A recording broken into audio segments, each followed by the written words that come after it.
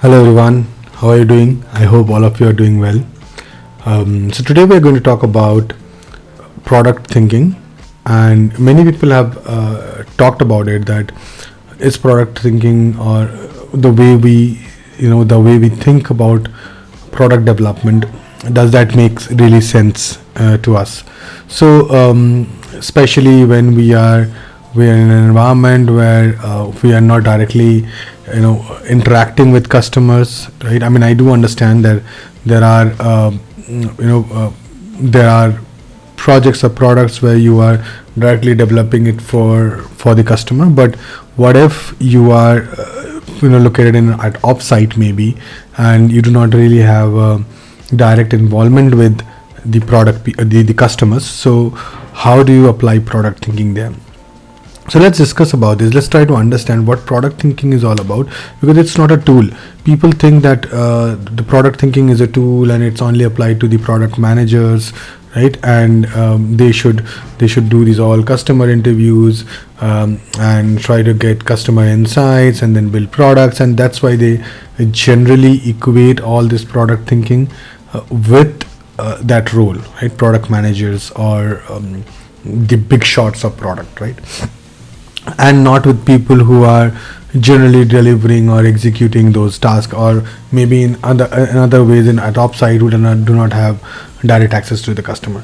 But try to understand this. Product thinking is not a tool. Product thinking is a way of working, is a way of thinking. How do you deal with situation? It's not only with the product, it works equally well with engineering. It needs to be actually incorporated into engineering.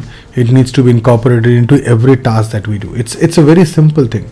It says that if you are building something, why are you building that, right? I mean, if somebody is buying our product, whatever product it might be a hardware, it might be software, it might be anything tangible or intangible, doesn't matter. But if somebody is buying our product, they are not buying it to give us money, right? I mean, of course.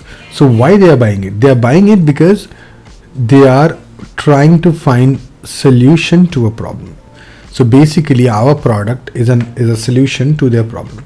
Now if we really address a problem, then we have a product which is successful. If we do not address any problem, then we do not really have a successful product. So what does product thinking says? Product thinking says that let's identify the problem that we are solving, spend enough space and time in the problem domain, try to find out what the problem is, and then try to brainstorm on the solution. But we should not be doing something where we just end up rushing into the solution rather than the problem. So let's try to understand what we are trying to talk about here. So if you are in a problem domain, you need to understand, if you are someone who is working on maybe resolving tickets, to understand the customer problem. So what should you do there? You need to understand, okay, what kind of problem are you solving for the customer? I mean, it's okay, sometimes it's like a straightforward fix, right? And you straightforwardly fix it. However, if not, you try to understand, okay, what is that motivated this customer to raise this ticket? So what is basically, try to communicate with the customer and try to understand what basically is the problem that the customer is trying to solve, right? I mean, it might be a straightforward solution that you gave, but it might also lead to understand the customer better and give them a permanent and better solution than this, right? So because ultimately all you want is to satisfy the customer, give them delighters, right? You really want to give them delighters. So you want to understand that customer better, not only to provide solution but to understand the problem better. So it can be applied anywhere.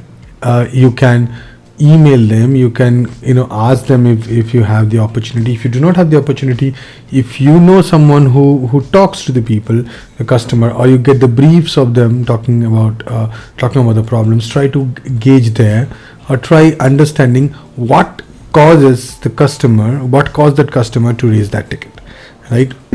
So this is a way of thinking. It's not that you are all the time you have to think about going back to the customer, taking interviews, creating those product from scratch. But whenever we are working, whatever we are working, we need to understand the customer need. If you are a coach, if you are if you are scrum master, if you are manager, think about who is your customer, to whom you're providing a service. Now, what is their need? Instead of you coming up with assumptions and providing solutions, right? Think about what actually the need of that customer. Your customer might be your team members. Now, what is that need that you're trying to solve for the customer, right? Instead of you trying, okay, they need training on this.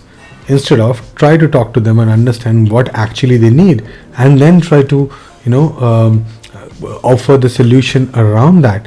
So that's what product thinking is. It's not about always that dreamy thing that you see, right, or read. It's about just tweaking your thought, how do things. But we're going to talk more about it. This is just an introduction. We're going to talk more about product thinking. How do we apply? What do you do? And all those tools and things that is required. So thank you for watching this, and keep watching. I'll see you soon.